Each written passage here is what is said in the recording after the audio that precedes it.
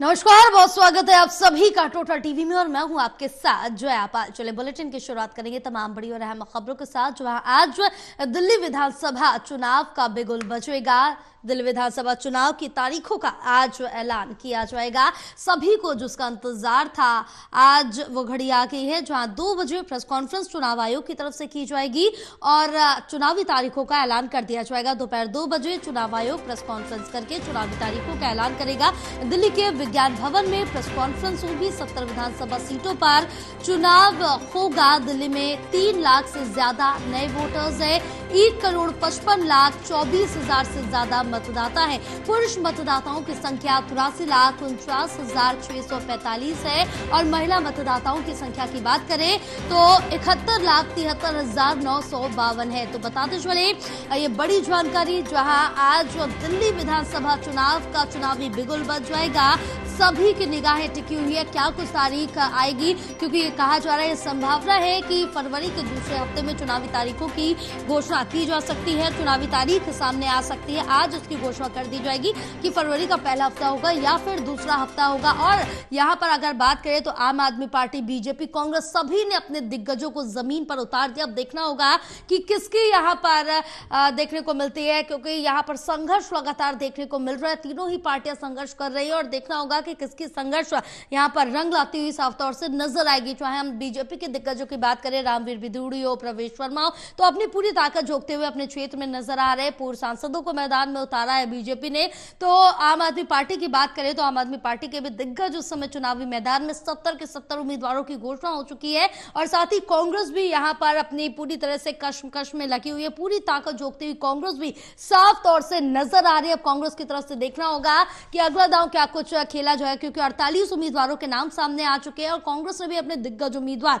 मैदान में उतारे। चाहे हम संदीप दीक्षित की बात कर ले या फिर अलका लांबा की बात कर ले, तो ये दिग्गज सामने और ये कहा जा रहा है कि इनमें से कोई मुख्यमंत्री चेहरा कांग्रेस का हो सकता है। अलका लांबा हो सकती है या फिर संदीप दीक्षित भी हो सकते हैं। साथ ही साथ बीजेपी ने भी अपने उम्मीदवार सामने उतारे और पूर्व मुख्यमंत्री के बेटे हैं प्रवेश वर्मा, तो उन पर भी कहा जा रहा है इनको मुख्यमंत्री चेहरा घोषित किया जा सकता है। बहरहाल अब बीजेपी की तरफ से कोई भी आधिकारिक घोषणा मुख्यमंत्री फेस को लेकर नहीं की गई, लेकिन आम आदमी पार्टी लगातार इस पर सवाल उठाती हुई नजर आ रही है और खुद से कहा है आम आदमी पार्टी की तरफ से कहा गया कि बीजेपी ने रामवीर विधूड़ी को मुख्यमंत्री चेहरा घोषित किया। अब दिल्ली की जनता को इस तरह से बरगलाने की कोशिश की जा रही है आम आदमी पार्टी की तरफ से। ये कहा जा रहा है कि जो महिलाओं का अपमान करते हैं, जो महिला का सम्मान करना नहीं जानते, उनको आप क्या मुख्यमंत्री स्वीकार करोगे। तो अब इस तरह से देखें कि लगातार दिल्ली की सियासत इस समय काफी ज्यादा गर्माहट नजर आ रही है। सियासी उठापटक साफ तौर से देखने को मिल रही है और जहां ऐसा पहले कभी नहीं देखा गया, क्योंकि दिल्ली विधानसभा चुनाव में जिस तरह से उम्मीदवारों के नामों की घोषणा की गई, इससे पहले ऐसा नहीं देखा गया, क्योंकि पहले से ही सभी दल अपने अपने उम्मीदवारों के नामों की घोषणा कर चुके हैं। और क्योंकि बहरहाल हम अक्सर यही देखते हैं कि जब चुनावी तारीखों का ऐलान हो जाता है और उम्मीदवारों के नामांकन की तारीखें सामने आ जाती है, उसके बाद उम्मीदवारों के नामों की घोषणा की जाती है। नामांकन के आखिरी दिन तक उम्मीदवारों के नामों की घोषणा की जाती है। बहरहाल दिल्ली विधानसभा चुनाव में यह साफ तौर से देखने को मिल रहा है कि जब तक यहां पर चुनावी तारीखों का ऐलान नहीं हुआ, नामांकन की तारीखों का ऐलान नहीं हुआ, तो इससे पहले ही सभी अपने अपने उम्मीदवारों के नामों की घोषणा करते हुए साफ तौर से नजर आ रहे। बहरहाल कुल मिलाकर काफी ज्यादा रोमांचक, काफी ज्यादा दिलचस्प होने वाला है दिल्ली विधानसभा चुनाव। कौन इसकी सत्ता पर काबिज होगा, ये देखना काफी दिलचस्प होगा। हमारे साथ एसोसिएट एडिटर प्रदीप कुमार जुड़े हुए हैं, उनसे और ज्यादा जानकारी लेंगे।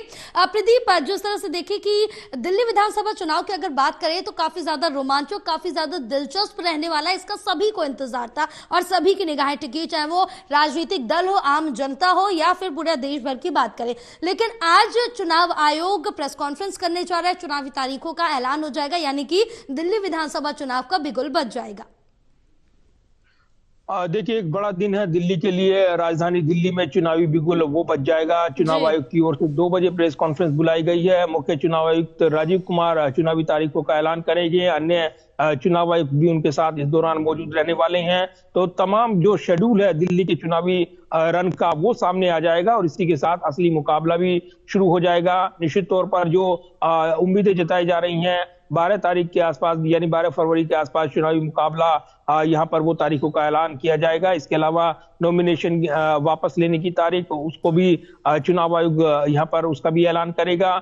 इसके अलावा काउंटिंग की तारीख 15 या 16 फरवरी हो सकती है, इस तरह की जानकारी मिल रही है। लेकिन ये शुरुआती खबरें हैं, आज इंतजार करना होगा चुनाव आयोग की बड़ी प्रेस कॉन्फ्रेंस। और एक जो लगातार ये जानकारी मिल रही थी कि इस हफ्ते चुनावी बिगुल बच सकता है, क्योंकि कल जो मतदाताओं का फाइनल फिगर है यानी वो मतदाता सूची वो सामने आ चुकी है और 1.5 करोड़ से ज्यादा मतदाता दिल्ली के विधायकों के चुनाव के लिए अपने मताधिकार का इस्तेमाल करते आएंगे। सबसे बड़ी बात यह है कि करीब 71 लाख से ज्यादा जो महिला वोटर हैं उनको साधने के लिए तमाम पार्टियां राजनीतिक जोर आजमाइश में उलझी हुई हैं। और जिस तरीके से अरविंद केजरीवाल ने बड़ा ऐलान किया 2100 रुपए मानदेय देने का, और उसके बाद बीते कल कांग्रेस की ओर से प्यारी दीदी 2500 रुपए देने का ऐलान किया गया।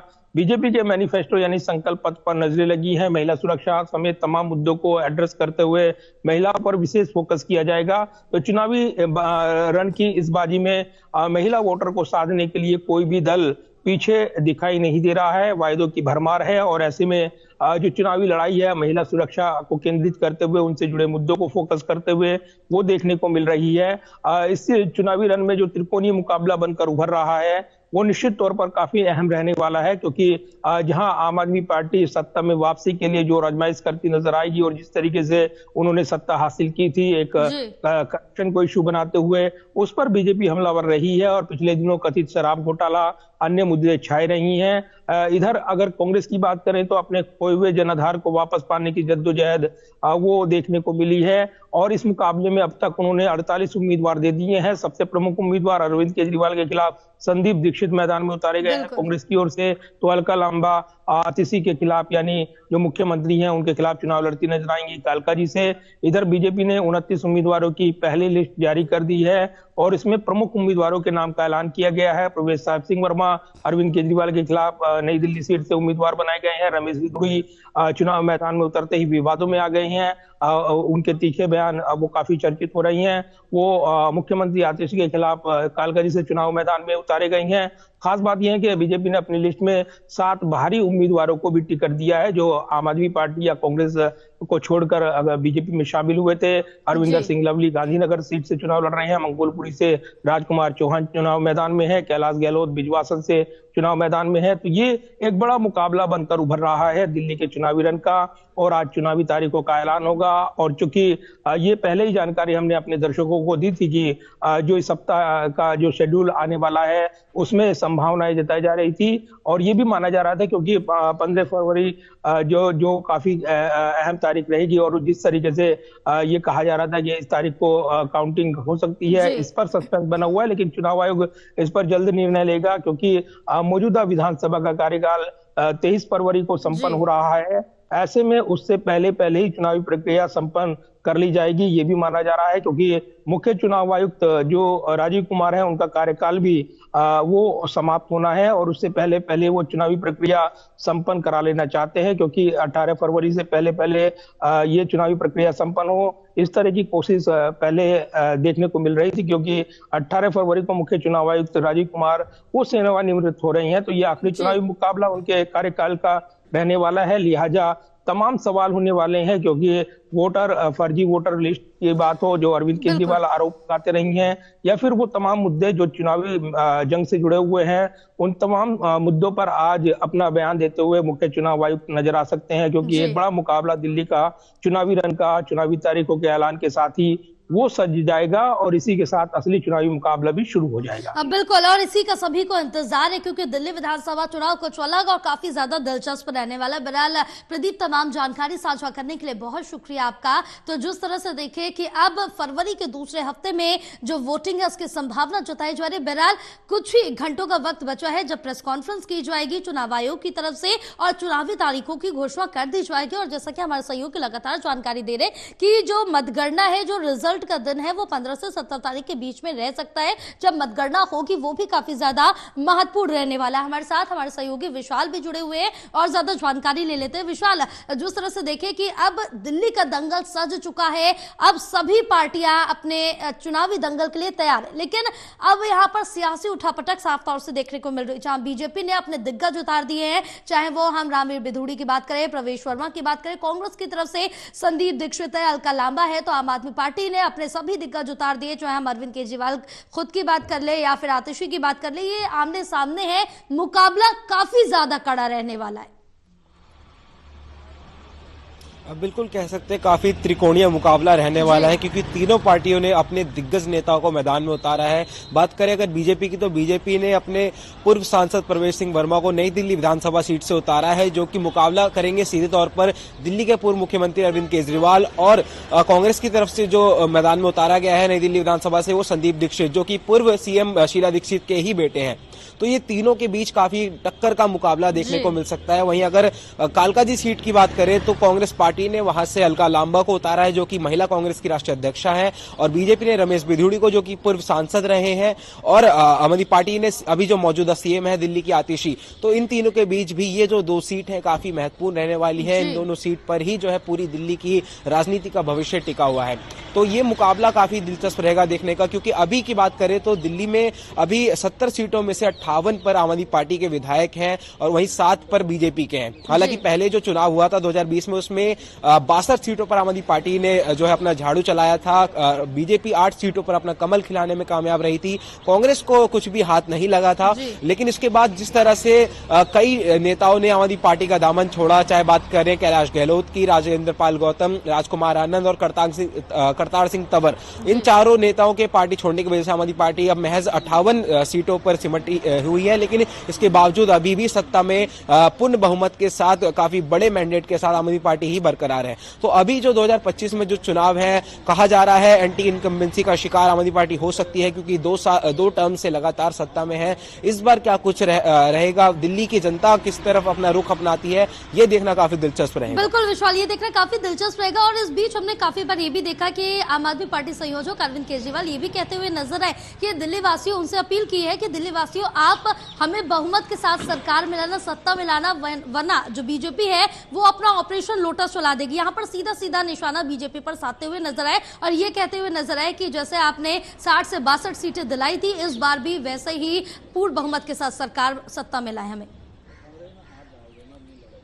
बिल्कुल कह सकते हैं एक माइंड गेम आम आदमी पार्टी की तरफ से यहाँ पर खेला जा रहा है, क्योंकि आम आदमी पार्टी लगातार जनता के बीच ये कहकर उतर रही है कि अगर आपने बीजेपी को जिता दिया तो दिल्ली की जो मुफ्त की रेवड़ियां दी जा रही हैं दिल्ली में, जैसे महिलाओं के लिए फ्री बस सेवाएं हैं या फिर मुफ्त बिजली है, पानी के बिल जो माफ किए गए हैं, ये सभी रेवड़ियां आपसे छीन ली जाएंगी। ऐसा आम आदमी पार्टी के संयोजक अरविंद केजरीवाल लगातार जनता के बीच उतरकर कह रहे हैं। वहीं बीजेपी की तरफ से ऐलान किया गया, वहीं पीएम मोदी ने भी अपनी रैली में कहा कि बीजेपी दिल्ली में जो जन सुविधाएं जो जनता को मिल रही हैं उसको किसी भी प्रकार से उसमें रोक नहीं लगाई जाएगी और उनको और बेहतर किया जाएगा। बीजेपी का अभी फिलहाल कोई गारंटी कार्ड या मैनिफेस्टो सामने नहीं आया है, लेकिन जिस तरह से जो खबरें सामने आई उसमें ये साफ है कि बीजेपी भी महिलाओं के लिए सम्मान राशि का ऐलान कर सकती है, क्योंकि आम आदमी पार्टी ने सबसे पहले 1000 रुपए प्रति माह महिलाओं को राशि देने का ऐलान किया था, लेकिन उसके तुरंत बाद उन्होंने इस राशि को बढ़ाकर 2100 रुपए कर दिया। और फिर कांग्रेस ने एक और दांव खेलते हुए उससे आम आदमी पार्टी से भी एक कदम आगे बढ़ाते हुए 2500 रुपए प्यारी दीदी योजना के नाम से महिलाओं को धनराशि देने का ऐलान किया। तो अब सारी निगाहें बीजेपी के मैनिफेस्टो पर टिकी हैं, क्योंकि महिला कार्ड भी यहाँ पर लगातार खेला जा रहा है। तो बीजेपी से भी उम्मीद जताई जा रही है कि महिलाओं के लिए वो भी कोई योजना लागू कर सकती है, क्योंकि बीजेपी की अगर अन्य शासित राज्यों की बात करें तो वहां पर लाडली योजना जैसी कई योजनाएं जो है जो महिलाओं को धनराशि हर महीने दी जाती है। तो दिल्ली में भी ऐसा कुछ हो सकता है, इसकी भी संभावनाएं पूरी जताई जा रही है। बिल्कुल विशाल, तमाम जानकारी साझा करने के लिए बहुत शुक्रिया आपका। तो लगातार इस पर निगाहें बनी रहेंगे और एक एक अपडेट आप तक पहुंचवाएंगे, लेकिन वक्त हो गया है एक छोटे से ब्रेक का। ब्रेक के बाद जल्द होंगे हाजिर।